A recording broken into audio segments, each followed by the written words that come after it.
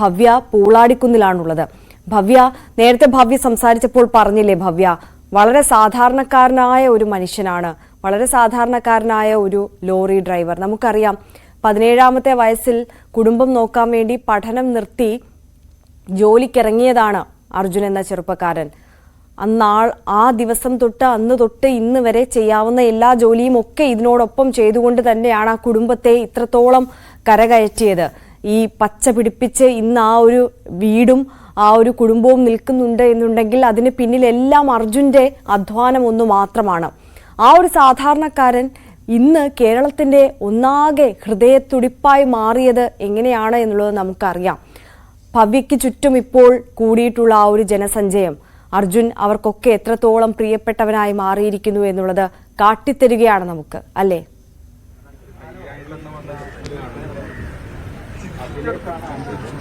തീർച്ചയായും മാര്യ, അത്തരത്തിൽ തന്നെയാണ്. കാരണം നമ്മളിപ്പോൾ കാത്തിരിക്കുകയാണ് അർജുൻ പൂളാടിക്കുന്നിലേക്ക് എത്തുന്നതും കാത്ത്.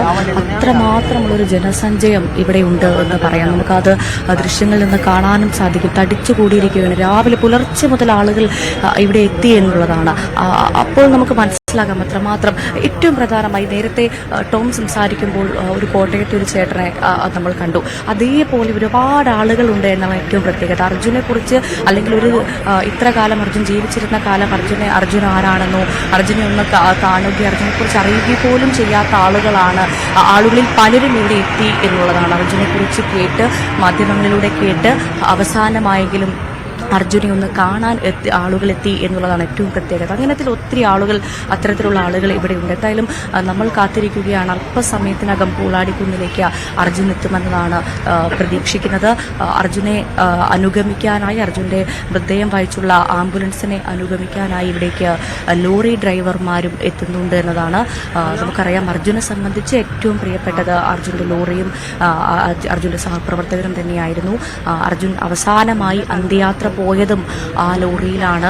ഇവിടുത്തെ ആളുകൾ ഇഷ്ടപ്പെടുന്നത് അല്ലെങ്കിൽ ആഗ്രഹിക്കുന്നത് അർജുൻ ഒരു യാത്ര പോയതാണ് എന്ന് ചിന്തിക്കാനാണ് ഇവിടുത്തുകാർ ആഗ്രഹിക്കുന്നത് എന്നുള്ളതാണ്. അർജുൻ യാത്ര ചെയ്തുകൊണ്ടിരിക്കുകയാണ്. ആ യാത്ര അർജുൻ തുടരുന്നു എന്നാണ് അവർ ആഗ്രഹിക്കുന്നത്. ആ തരത്തിലാണ്. എന്തായാലും ഈ മണ്ണിടിച്ചിൽ അർജുൻ തിരിച്ചു വരാൻ വേണ്ടി ഈ നാട്ടിലെ അല്ലെങ്കിൽ മലയാളികൾ മുഴുവൻ എല്ലാ വീട്ടിലെയും ആളുകൾ പ്രാർത്ഥിച്ചിരുന്നു എന്നത് വലിയൊരു സത്യമാണ്. കാരണം എല്ലാ വീട്ടിലെയും ഓരോ വീട്ടിലെയും അമ്മമാരും സഹോദരിമാരും അച്ഛന്മാരും ഒക്കെ അർജുന് വേണ്ടി പ്രാർത്ഥിച്ചിരുന്നു. ആ പ്രാർത്ഥനയൊക്കെ വിഫലമായെങ്കിൽ കൂടി ഇപ്പോൾ നമ്മൾ പറയുന്നത് അർജുന്റെ വീട്ടുകാരെ സംബന്ധിച്ച് അവർക്ക് അന്ത്യകർമ്മങ്ങൾ ചെയ്യാനെങ്കിലും അർജുന്റെ ശരീരഭാഗങ്ങൾ, മൃതദേഹം ലഭിച്ചുവല്ലോ എന്നൊരാശ്വാസം മാത്രമേ ആ വീട്ടുകാർക്കുള്ളൂ എന്നാണ് അവിടെ പോയപ്പോൾ എനിക്ക് മനസ്സിലാക്കാൻ സാധിച്ചത്. എന്തായാലും ഈ വീട് പുലർത്താൻ വേണ്ടിയാണ് വണ്ടി ഓടിച്ചു പോയി മണ്ണിനടിയിൽപ്പെട്ട അർജുൻ ഈ നാട്ടുകാരുടെ സ്വന്തമായിരുന്നു എന്ന് ഉറപ്പിച്ച് പറയാൻ സാധിക്കും. കാരണം അത്രമാത്രം ആളുകൾ ഇവിടെ എത്തിയിട്ടുണ്ട്. അവരെ സംബന്ധിച്ച് അർജുൻ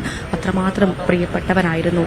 അക്കാര്യത്തിൽ ഒരു തർക്കവുമില്ല. എന്തായാലും ഈ കോഴിക്കോട് ജില്ല അല്ലെങ്കിൽ ഈ കണ്ണാടിക്കൽ എന്ന ഗ്രാമം ഓരോ ദിവസവും അർജുനായിട്ടുള്ള പ്രാർത്ഥനയിലായിരുന്നു. നമുക്കറിയാം ഈ കണ്ണാടിക്കൽ കോഴിക്കോട് ജില്ലകളിലെ വിവിധ സ്കൂളിലെ വിദ്യാർത്ഥികളടക്കം ഒരു ദിവസം അർജുനായിട്ടുള്ള മൗന പ്രാർത്ഥന നടത്തിയിരുന്നു. അതിനപ്പുറം ക്ഷേത്രങ്ങളിൽ പ്രത്യേക പ്രാർത്ഥനയുണ്ടായി. വെള്ളിയാഴ്ചയാണെങ്കിൽ പള്ളികളിൽ ഈ ജുമുഅ പ്രാർത്ഥനയ്ക്ക് ശേഷം അർജുന് വേണ്ടി പ്രത്യേക പ്രാർത്ഥന പോലും ഉണ്ടായിട്ടുണ്ട്. അങ്ങനെ ഒരു മതവും ജാതിയും ഒന്നും അതിനപ്പുറത്തേക്ക് എല്ലാവരും അർജുൻ എന്നൊരു വികാരം, അവൻ ഒന്ന് തിരിച്ചു വന്നിരുന്നെങ്കിൽ എന്നൊരു പ്രാർത്ഥനയിൽ, എല്ലാവരുടെയും പ്രാർത്ഥനയിൽ അർജുൻ ഉൾപ്പെട്ടിരുന്നു എന്നതാണ് പ്രത്യേകത.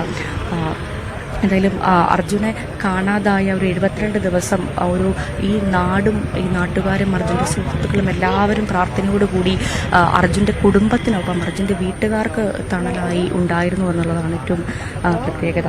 എന്തായാലും കണ്ണാടിക്കൽ എന്ന ഗ്രാമം മാത്രമല്ല ഈ കോഴിക്കോട് ജില്ല മുഴുവൻ, അതല്ലെങ്കിൽ നമ്മുടെ മലയാളികൾ മുഴുവൻ, കേരളം മുഴുവൻ അർജുനൊപ്പം നിന്നു എന്ന് പറയേണ്ട ഒരു സാഹചര്യമായിരുന്നു. അത്രമാത്രം അർജുൻ പുറത്തു വരുന്നത് കാണാൻ ഒരു നാട് മുഴുവൻ, അല്ലെങ്കിൽ ആ വാർത്തകൾ കാണാൻ വേണ്ടി ടെലിവിഷന് മുൻപിൽ നിന്നൊരു സാഹചര്യം പോലും ഉണ്ടായിരുന്നു എന്നുള്ളതാണ്. അത്രമാത്രം നാനാഭാഗത്തു നിന്നും ജനങ്ങൾ ഇങ്ങോട്ട് ഒഴുകിയെത്തുന്നു എന്നുള്ളതാണ്.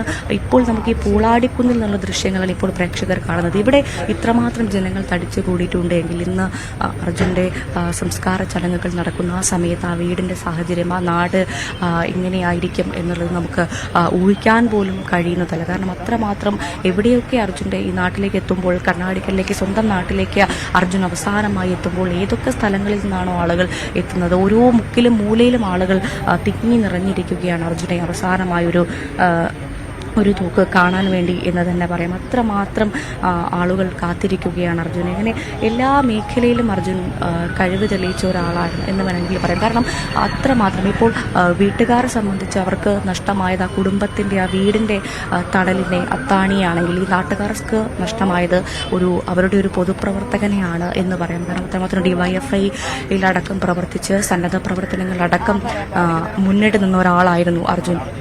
DYFIയുടെ ഈ പൊതിച്ചോറ് വിതരണത്തിലൊക്കെ എപ്പോഴും മുന്നിട്ട് നിന്ന, ക്ലബിലെ പ്രവർത്തനങ്ങൾക്ക് മുമ്പിൽ നിന്ന, നാട്ടിലെ എല്ലാമായിരുന്നു എന്ന് വേണമെങ്കിൽ പറയാം. അത്രമാത്രം ഓടി നടന്ന് എല്ലാത്തിനും എത്തുന്ന ഒരാളായിരുന്നു. പിന്നെ ഏറ്റവും പ്രധാനമായി അച്ഛൻ ഇങ്ങനെ അസുഖം വന്ന് തളർന്നു കിടന്നതിന് ശേഷം വീട്ടിലെ കാര്യങ്ങളുമായി തിരക്കായി പ്രാരാബ്ധങ്ങൾ ഏറ്റെടുത്തതിന് ശേഷമാണ് കുറച്ചുകൂടി നാട്ടിൽ നിന്നൊന്ന് വിട്ട് ദൂരദേശങ്ങളിൽ ജോലിക്ക് പോയി തുടങ്ങിയത്, ദൂര യാത്രകളിൽ അർജുൻ ഏർപ്പെട്ടത്. എന്നാൽ പോലും ആ സമയം കിട്ടുമ്പോൾ, അവസരം കിട്ടുമ്പോൾ, നാട്ടിലെത്തുമ്പോഴൊക്കെ നാട്ടിലെ എല്ലാ പ്രവർത്തനങ്ങൾക്കും അർജുൻ ഉണ്ടായിരുന്നു എന്നുള്ളത് തന്നെയാണ്. അങ്ങനെ സഹോദരിമാരുടെ പഠിപ്പാണെങ്കിലും വീട് ഉണ്ടാക്കിയതാണെങ്കിലും അങ്ങനെ എല്ലാത്തിലും മുന്നിലായിരുന്നു അർജുൻ. എല്ലാവരെയും പഠിപ്പിച്ച് ഒരു പ്രാരാബ്ധങ്ങളൊന്ന് നിറവേറ്റി വരുന്ന സമയത്താണ് അർജുൻ്റെ ഒരു വിയോഗം എന്നത് തന്നെയാണ് നമ്മളേറെ വേദനിപ്പിച്ചത്. എന്തായാലും അവസാനമായൊരു യാത്ര, അല്ലെങ്കിൽ അർജുൻ ഇപ്പോഴും ഞാൻ തുടക്കത്തിൽ പറഞ്ഞതുപോലെ അർജുൻ ഒരു യാത്രയിലാണ്, അങ്ങനെ വിശ്വസിക്കാനാണ് ഈ നാട്ടുകാർ ആഗ്രഹിക്കുന്നത്. ഏറ്റവും പ്രധാനമായി തുടക്കത്തിൽ പറഞ്ഞതുപോലെ തന്നെ ഒരു പരിചയം പോലും, അല്ലെങ്കിൽ അർജുനെ ഒരു മുഖപരിചയം പോലും ഇല്ലാത്ത ആളുകൾ പോലും മറ്റ് ദേശങ്ങളിൽ നിന്ന് പോലും ഇവിടേക്ക് എത്തിയിട്ടുണ്ട് എന്നുള്ളതാണ് ഏറ്റവും പ്രത്യേകത. കാരണം അത്രമാത്രം ആശ്വാസം, ഒരു നോക്ക് അവസാനമായി അർജുനെ കണ്ടാൽ നമുക്കൊന്ന് ആശ്വാസമായി എന്ന് ചിന്തിച്ച് ഇവിടെ എത്തിയ ആളുകൾ കുറേ പേരുണ്ടായിരുന്നു എന്നുള്ളതാണ്.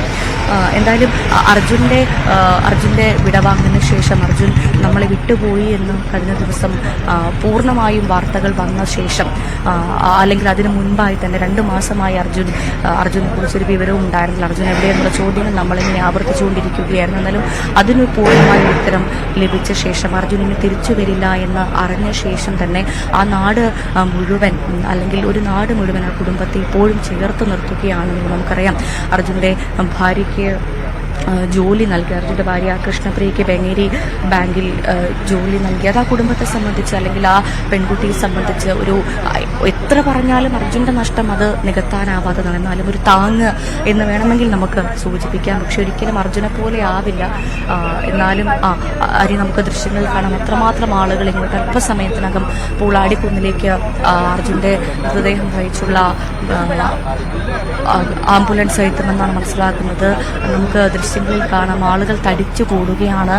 അത്രമാത്രം ആളുകളാണ് ഇങ്ങോട്ട്. പോലീസ് ആളുകളെ നിയന്ത്രിക്കുന്നുണ്ട്. പക്ഷേ എനിക്ക് തോന്നുന്നു ഈ ഒരു സാഹചര്യം മുന്നോട്ട് ഇങ്ങനെ എത്രമാത്രം ആളുകൾ, ഇനിയും ആളുകൾ ഇങ്ങോട്ട് ഒഴുകിയെത്തുകയുള്ളൂ. അങ്ങനെയാണെങ്കിൽ എത്രമാത്രം പോലീസിനെ പോലും നിയന്ത്രിക്കാൻ സാധിക്കുമെന്നൊരു ചോദ്യമുണ്ട്. കാരണം അത്രമാത്രം ആളുകളാണ് അർജുനെ അവസാനമായി അവൻ്റെ അന്ത്യയാത്രയിൽ അവനൊപ്പം ചേരാൻ, അവനെ അവസാനമായി ഒരു നോക്ക് കാണാൻ ഇവിടേക്ക് ആളുകൾ എത്തുന്നത്.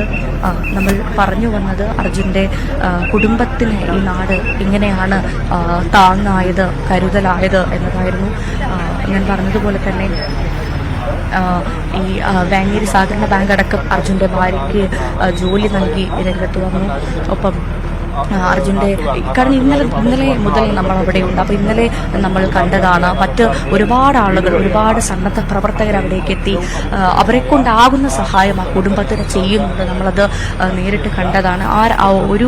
ഞാൻ നേരത്തെ പറഞ്ഞതുപോലെ ഒരു വിവിധ സംഘടനകൾ, അങ്ങനെ പേരെടുത്ത് പറയാൻ 1, 2, 3 സംഘടനകളല്ല, വിവിധ സംഘടനകൾ അങ്ങോട്ടെത്തി ആ കുടുംബത്തിനെ എങ്ങനെയൊക്കെ ചേർത്ത് നിർത്താൻ സാധിക്കുമോ അതേ ചെയ്യാൻ കഴിയുകയുള്ളൂ. അർജുനെന്നുള്ള വലിയ നഷ്ടം അത് നമുക്ക് ഒരിക്കലും നികത്താൻ കഴിയില്ല. ആ കുടുംബത്തിന് താങ്ങായി, കരുത്തായി ഇനിയുള്ള നിമിഷങ്ങൾ അവർക്കൊപ്പം ചേർന്ന് നിൽക്കുക എന്നുള്ളതേ നമുക്ക് ഇനി ചെയ്യാനുള്ളൂ. ഭവ്യ സൂചിപ്പിച്ചതുപോലെ തന്നെ നമുക്ക് ആ ദൃശ്യങ്ങളിൽ വ്യക്തമാണ് എത്രത്തോളം ആളുകളാണ് അവിടേക്ക് ഒഴുകി എത്തിക്കൊണ്ടിരിക്കുന്നത്. അർജുന്റെ നാടായ പൂളാടിക്കുന്നിൽ അനുനിമിഷം ആളുകൾ ഇങ്ങനെ ഒഴുകിക്കൊണ്ടിരിക്കുന്നു. വലിയ ജനസഞ്ചയമൊക്കെ ആ ജംഗ്ഷനിലൊക്കെ രൂപപ്പെടുന്നത് നമ്മൾ കാണുന്നുണ്ട്. പൂളാടിക്കുന്നിൽ നിന്ന് ഏകദേശം 10 കിലോമീറ്റർ ഉണ്ട്. ശരി ഓക്കെ. പൂളാടിക്കുന്നിലേക്ക് ഇനി എത്താൻ 10 കിലോമീറ്റർ ഉണ്ട് എന്നുള്ളതാണ് മനസ്സിലാക്കുന്നത്. ഏറ്റവും